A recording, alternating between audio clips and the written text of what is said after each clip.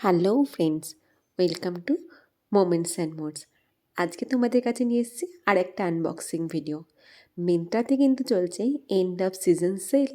আর মিন্ত্রাতে sell start হয়েছে, আমি কিছু নেব না তা তো হতেই পারে না। উইশ লিস্ট কিন্তু আমার সবসময় ফুল থাকে।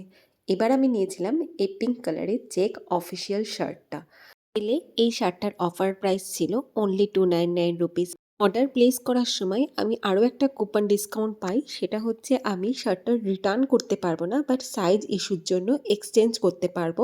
নো রিটার্ন পলিসিতে আরও 40 রুপিস অফ। তো আমার জন্য শার্টটার প্রাইস ছিল only 259 rupees.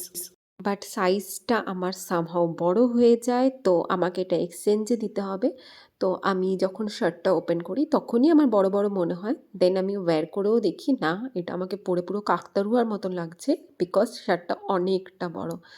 Now I have to exchange it. And মিন্ত্রাতে এর আগেও আমি সেলের প্রোডাক্ট এক্সচেঞ্জে খুব প্রবলেম ফেস করেছি। শার্টের কোয়ালিটি কিন্তু খুব ভালো ছিল, হাইলি রিকমেন্ডেড।